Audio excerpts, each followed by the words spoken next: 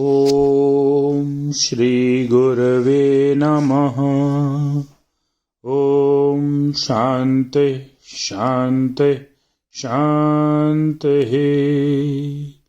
अखण्डानन्दबोधाय शिष्यसन्तापहारिणे सच्चिदानन्दरूपाय रामाय गुरवे नमः। ॐ शान्तिः शान्तिः शान्तिः। प्रणाम भगवान। स्वामी विवेकानंद जी के दिव्य ग्रंथ ज्ञान योग के अद्भुत चैप्टर मनुष्य का सत्य और आभासमय स्वरूप से 13 एपिसोड हो चुके हैं। अब 14वें एपिसोड में स्वामी जी कहते हैं, वह विश्व ब्रह्मांड स्वरूप है। या तो कह लो कि वह विश्व ब्रह्मांड है, या फिर कह लो उसके लिए विश्व ब्रह्मांड का अस्तित्व ही नहीं है। तब फिर उसके लिए लिंग, देश आदि छोटे छोटे भाव किस प्रकार संभव हैं? वह कैसे कहेगा मैं पुरुष हूं, मैं स्त्री हूं अथवा मैं बालक हूं? क्या ये सब मिथ्या बातें नहीं हैं? उसने जान लिया है कि यह सब मिथ्या है, तब वह भला किस तरह कहेगा कि ये पुरुष के अधिकार हैं और ये स्त्री के? किसी का कुछ भी अधिकार नहीं है, किसी का स्वतंत्र अस्तित्व नहीं है, पुरुष भी नहीं है, स्त्री भी नहीं है। आत्मा तो लिंगहीन है, वह नित्य शुद्ध है। मैं पुरुष हूं, मैं स्त्री हूं, मैं अमुक देशवासी हूं, यह सब कहना केवल मिथ्या है।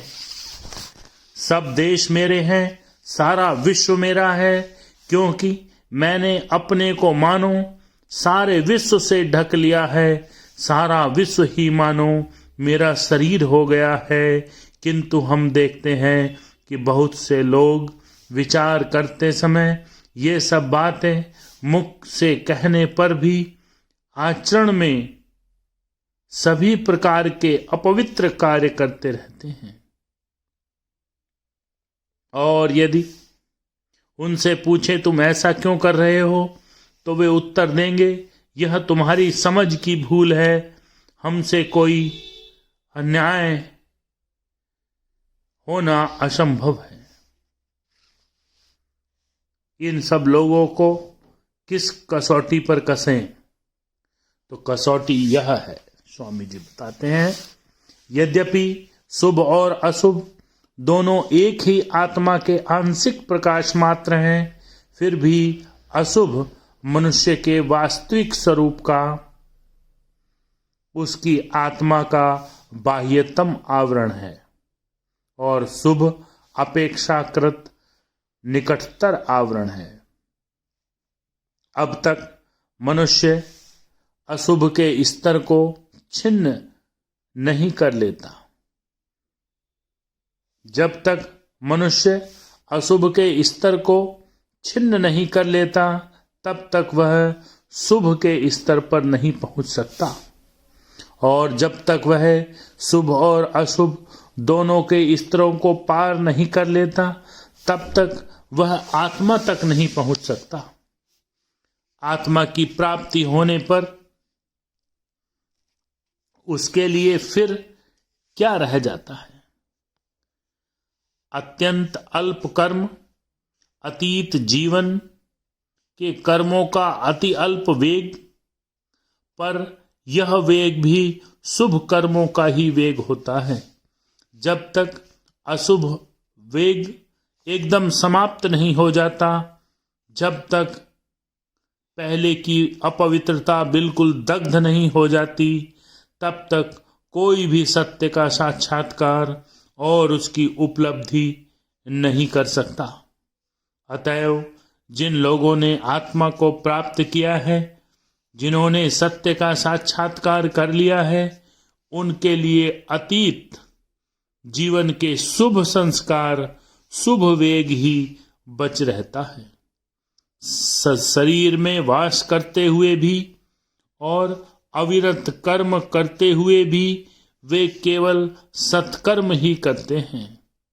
उनके मुख से सबके प्रति केवल आशीर्वाद ही निकलता है। उनके हाथ केवल सत्कार्य ही करते हैं। उनका मन केवल सच्चिंतन ही कर सकता है। उनकी उपस्थिति ही, चाहे वह कहीं पर हो, कहीं पर रहें, सर्वत्र मानव जाति के लिए महान आशीर्वाद होती है। वे स्वयं सजीव आशीर्वाद स्वरूप हो जाते हैं।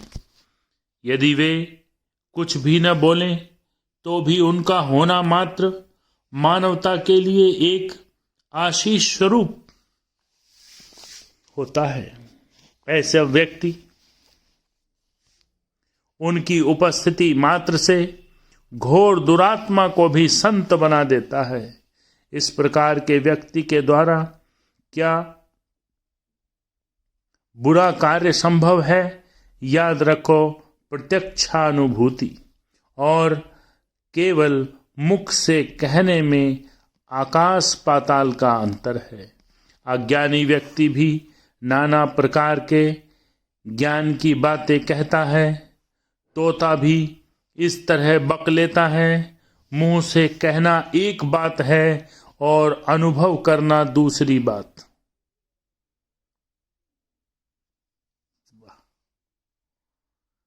दर्शन, मतामत, विचार, शास्त्र, मंदिर, संप्रदाय आदि अपने अपने स्थान पर ठीक हैं, पर प्रत्यक्षानुभूति होने पर ये सब पीछे छूट जाते हैं। जैसे नक्शा अच्छी चीज है, पर नक्शे में अंकित देश को स्वयं देखकर आने के बाद यदि उसी नक्शे को फिर से देखो तो कितना अंतर दिखाई पड़ेगा। अतएव जिन्होंने सत्य को प्रत्यक्ष कर लिया है, जिन्होंने फिर सत्य को समझने के लिए न्याय, युक्ति, तर्क, वितर्क आदि आदि बौद्धिक व्यायामों की आवश्यकता नहीं रह जाती, उनके लिए तो सत्य जीवन का जीवन प्रत्यक्ष से भी प्रत्यक्ष हो जाता है। वेदांतियों की भाषा में वह मानो उनके लिए कर आमलवत हो गया है। प्रत्यक्ष उपलब्धि करने वाले लोग निसंकोच भाव से कह सकते हैं, यही आत्मा है। तुम उनके साथ कितना ही तर्क क्यों न करो, वे तुम्हारी बात पर केवल हंसेंगे। वे उसे बच्चे की अंड बंड बकवास ही समझेंगे और उन्हें बकने देंगे। उन्होंने सत्य का साक्षात्कार किया और पूर्ण हो गए। मान लो तुम एक देश देखकर आए और कोई व्यक्ति तुम्हारे पास आकर यह तर्क करने लगा कि उस देश का कहीं अस्तित्व ही नहीं है। वह फिर कितना ही तर्क क्यों न करे, पर उसके प्रति तुम्हारा भाव यही रहेगा कि यह पागल खाने में भेज देने लायक है।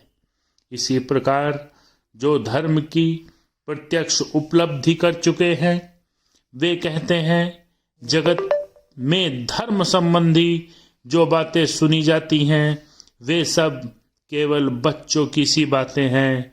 प्रत्यक्ष अनुभूति ही धर्म का सार है। ओ